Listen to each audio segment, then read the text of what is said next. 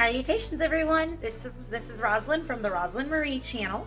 I know it's been a while since I posted a video, but I've been very busy with work and a couple other things, just, you know, daily life. It starts to get quite busy and quite hectic, but I am back. So, as my first video in quite a while, I would like to talk and discuss a little bit of the details in the interview competition today for Pageants. Put on a show. I wanna see how you look. So let's get started.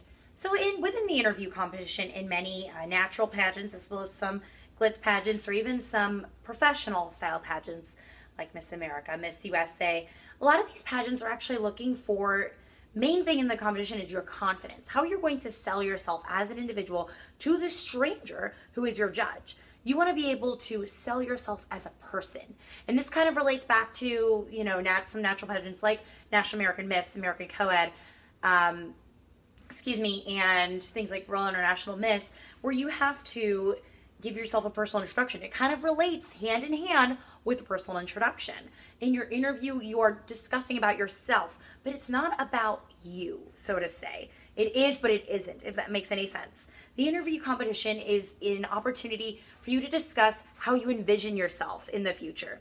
You know, not saying I'm going to try, but answering your questions with, you know, if you're asked, well, what do you want to be when you grow up? Within the next 5 years, I will be a successful pediatrician.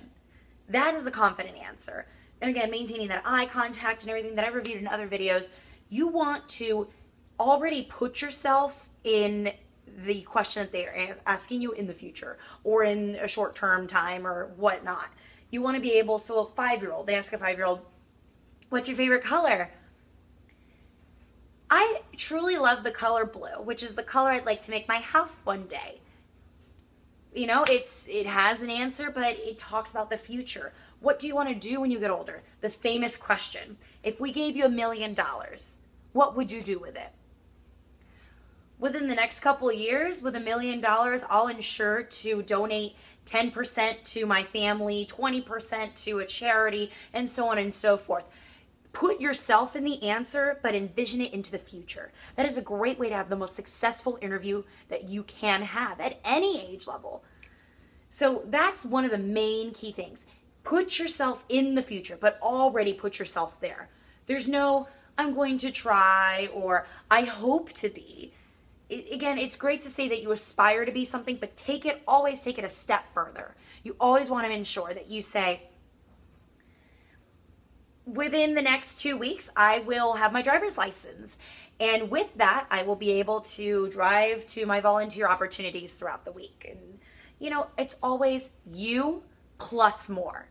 You plus more in the future. You plus more in 2 days. You plus more, you know, with the stranger that's there. I hope to invite you to my first autograph signing. You know, with things like that, you hope to invite them. So that's just my main piece of interview that I really want everyone to take forward with. The next part of interview that a lot of people, you know, they do great in, but how you can excel a little more is the delivery of your answer. You don't want to be, I want to do this. You don't want to be shouting at the judge. First of all, that's creepy. Second of all, that shows a little too much enthusiasm and it starts to come across as fake or very nervous. You don't want to do either of those two things. One of the third things you don't want to do is my favorite that a lot of people tend to do, especially when I've judged a competition. Yes, I truly hope I can be this or I can be that. Thank you. I'm not talking about the actual content that I just said. I'm talking about the tone. When you are speaking so quietly in an interview, granted, you have to keep a normal speaking voice. The person's right in front of you. They're, you know, about here to you. But don't be mute. Because if you're mute, this exhilarates probably nerves. Or it shows the judge you're not sure what you want to do with your life. Or you're not sure about the answer. Or you're questioning yourself. Don't portray that. Even if you don't know what to say, make it up. Make it up, but own it. Truly, truly sell it to yourself. You want to be able to be successful within your interview.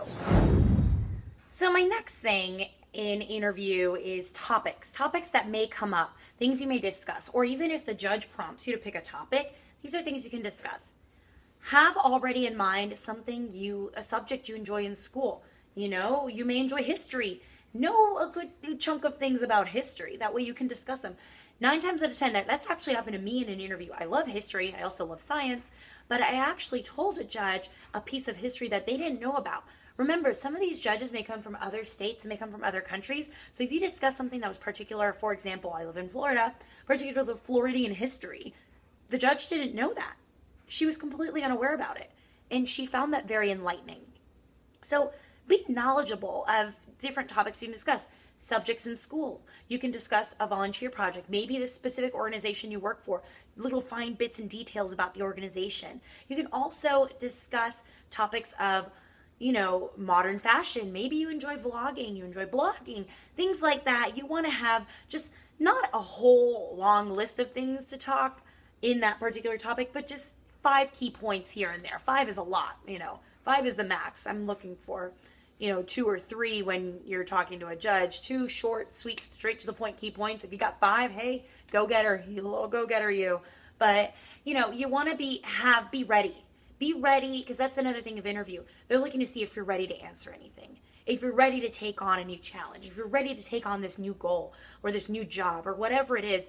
And when you're young and you do pageant interviews like that, it helps you progress and succeed for professional interviews within the future.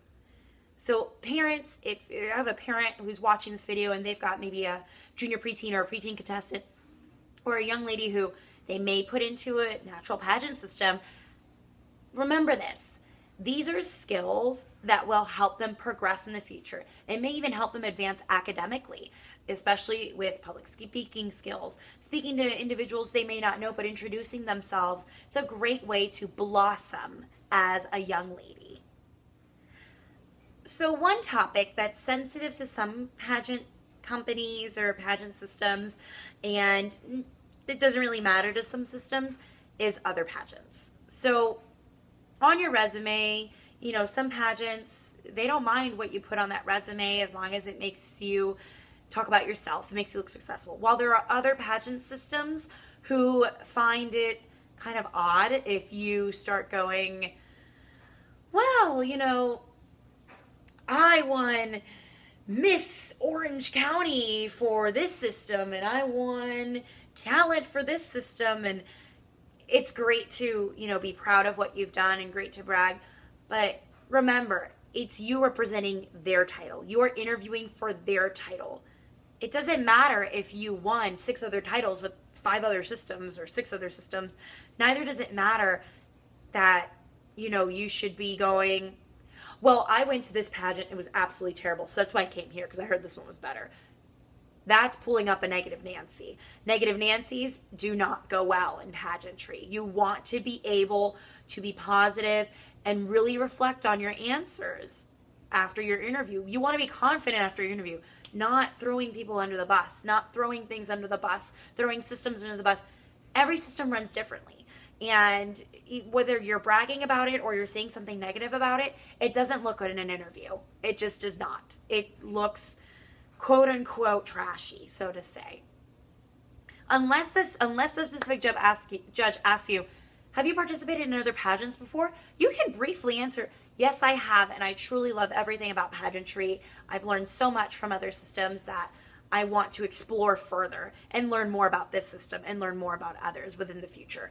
That's a fantastic answer to say if they've asked you if you participated in other pageants before. You don't have to say how good you were or how bad you were. It's a brief, short, straight answer that'll honestly give you a great score. Think about what you say when that subject, if it does come up, or do not bring it up at all. That's how you play the game safe with the interview competition.